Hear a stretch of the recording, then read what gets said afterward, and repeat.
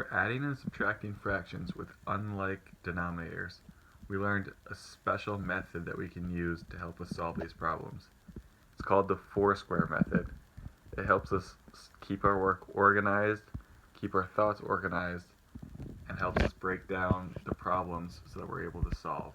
When we use the Foursquare method, we have 4 steps. We have our first step, which is write the problem. Our second step, find the least common denominator. Our third step, rewrite the problem. And our fourth step is to solve. So let's take a look at our first step, write the problem. So this is probably the easiest step we've got. We just write the problem down. So our problem is 3/5 plus 1/3. Alright, simple as that. Our first step is done. Our second step is to find the least common denominator. So the least common denominator is another word for least common multiple. So we need to find the least common multiple, the least common denominator between the 5 and the 3, because we need these two numbers, the denominators, to be the exact same number. So we're going to find the least common denominator. So we're going to make a table that we do, and we find the least common multiple, 5 and 3, and then we're going to just list out the multiples of 5. 5, 10, 15, 20. Alright, I think that's good enough to stop there. Then we do it for 3. 3, 6, 9, 12, 15. Alright, I see we have a common number here.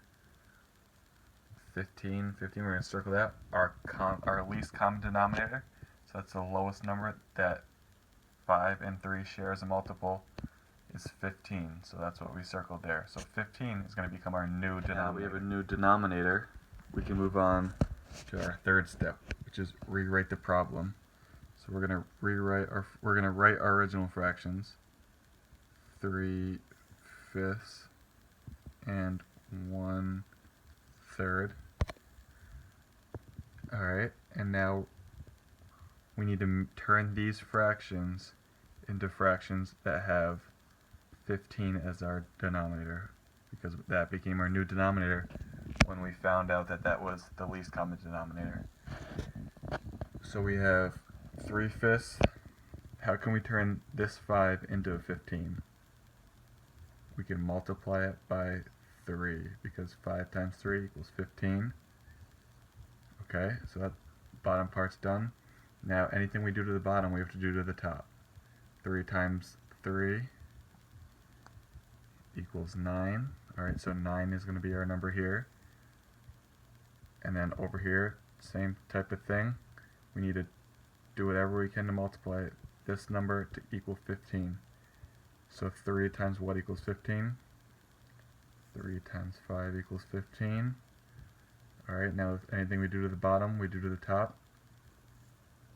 1 times 5 gets us 5.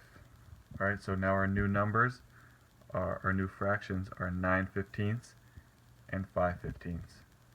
So now we have our two fractions that we can solve because they have like denominators.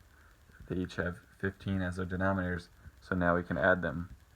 So we're going to move on to our fourth and final step, which is the solve step. So we're going to write out our fractions again, 9/15 plus 5/15. And since we have like denominators, we don't even have to add them. We just bring the number over. So 15's there, and then we just bring it over to there. And then we add the two top numbers. So 9 plus 5 gets us 14. So our answer is 14/15, or 14/15. If you're doing these problems at home, you may not have a big whiteboard like I have with the boxes clearly written out on them. You may not have the Foursquare charts that we used in class, but that's okay. If you just have a blank piece of paper, or if you have a notebook, you can easily just draw these 4 squares in that notebook or on that piece of paper. It'll really help you stay organized. It'll really help you with showing your work so that you can see step by step what you need to do to solve these problems. And I also realized that some of the students in my class don't need to do out this whole four-square chart.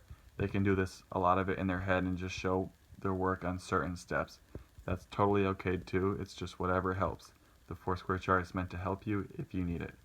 So try whatever method you're most comfortable with.